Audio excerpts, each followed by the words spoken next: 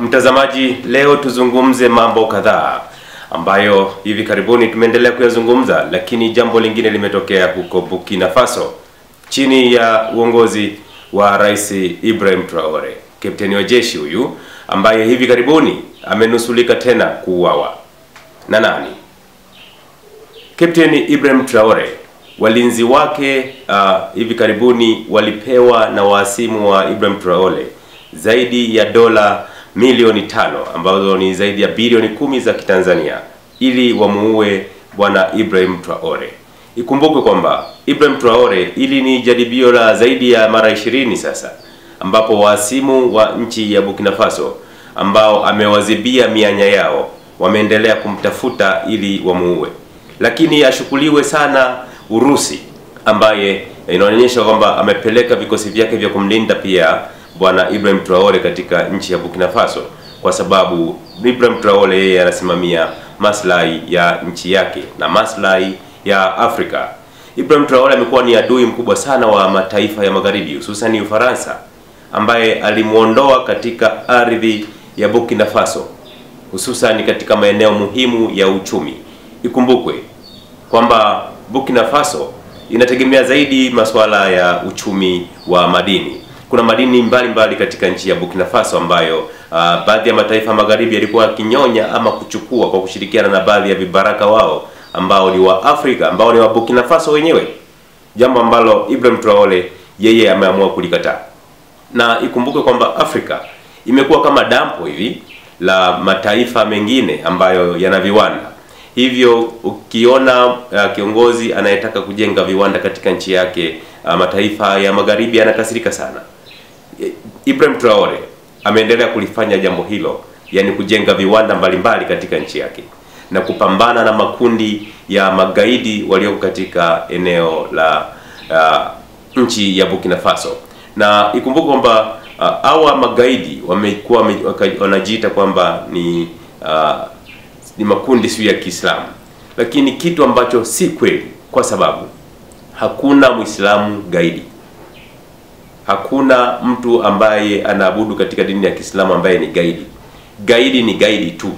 Gaidi ni muhalifu kama wahalifu wengine. Kama ambavyo wanaweza kufanya jambo lingine kama mwizi. Mwizi hawezi kuwa wa kabila fulani ama wa dini fulani, bali mwizi ni mwizi tu. Hivyo wanajiita si dola la Kiislamu. Ni kutumika ama kutumia vibaya tu jina la Uislamu, kwa sababu hakuna Muislamu ambaye anahusiana na masuala ya ugaidi. Na hili ni vizuri sana lieleweke wazi kabisa katika jamii yetu kwamba Waislamu si magaidi, bali magaidi ni wahalifu.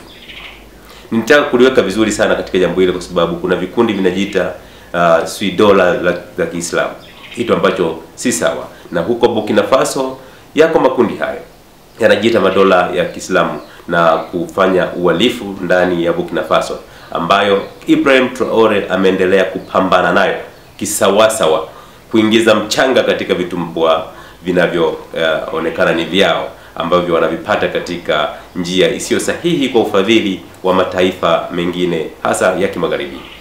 Hivi karibuni Ufaransa imeeleza kwamba inatakiwa ifanye mahusiano mazuri na Burkina Faso kwa ajili ya kurejesha vikosi pale ndani ya Burkina Faso. Lakini Ibrahim Traore amewajibu vizuri tu kwamba kuna mataifa mengi ambayo yana mahusiano mazuri na Ufaransa. Hivyo Ufaransa ikitaka kufanya mahusiano na kupeleka labda vikosi vyake katika nchi ya Burkina Faso, hapana, ipeleke Ufaransa katika mataifa mengine ambayo ina mahusiano nayo, kwa sababu Ibrahim Traore yeye amejua kwamba nchi nyingi zinazohusiana na mataifa mengi ya magharibi ni nchi ambazo zinaenda kunyonywa. Hivyo yeye hataki taifa lake la Burkina Faso kunyonywa. Habari kubwa ni hiyo ambayo kwamba hawa walinzi sasa ilikuwaje kwamba wanataka kumuua Ibrahim Traore.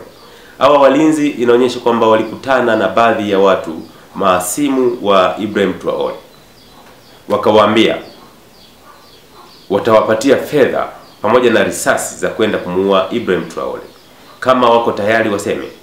Walinzi wa Ibrahim Traore wakasema yes, wako tayari. Baada ya makubaliano hayo wakapewa fedha hizo dola milioni 5, lakini na baadhi ya risasi. Baada ya kuzichukua badala ya kwenda kutekeleza hilo jambo ambalo walikuwa wanatakiwa kulifanya, wao wakamuita Ibrahim Traore na kumweleza ukweli wote kwamba wamekutana na watu, wamewapa fedha pamoja na risasi na wakamuonyesha. Sasa hebu just imagine, ungekuwa wewe, yani fikiria, ungekuwa wewe, unamwamini nani kama si kumwamini Mungu? Unamwamini nani kati ya mambo haya yanayofanyika?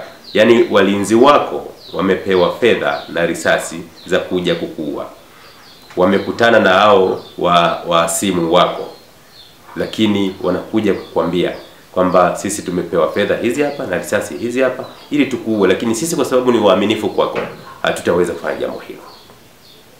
Hebu fikiria Mungu alivyo mkubwa wa kiasi gani. Na tunasema kabisa kwamba Ibrahim Traore mpaka sasa licha ya ulinzi wake mkali wa wanadamu, lakini ni kama analindwa na Mungu, kwa sababu pia amekuwa akifanya mambo mengi sana ya kimaendeleo katika nchi yake ya Burkina Faso, lakini amekuwa akiambia mataifa mengine ya Afrika kwamba umefika wakati sasa kujitegemea kisawasawa na kuachana kuwa na urafiki usio na maslahi katika nchi za magharibi, jambo ambalo linahatarisha sana usalama wa Afrika, hasa viongozi wanyofu wa Afrika. Tukumbuke viongozi kadhaa walishauawa Afrika, wakiwemo akina Lumumba, akina Patrice Lumumba, akina Sankara, akina Gaddafi, kwa sababu ya misimamo yao tu ya Kiafrika kwamba tuhitaji kuingiliwa zaidi katika mambo yetu ya ndani ya Afrika. Hivyo nikuletee taarifa hii ya kunusurika tena kuuawa rais wa Burkina Faso Ibrahim Traore, mwamba wa Afrika huyu, rais anayependwa kweli kweli na vijana wa Afrika na rika nyingine pia ya wa Afrika wenye mtazamo chanya na kutaka Afrika inufaike na rasilimali zake ambazo zipo katika ardhi ya Afrika. Hili ni jaribio la zaidi ya mara 20 sasa kwa Ibrahim Traore, lakini ashukuriwe Mungu anaendelea kumlinda.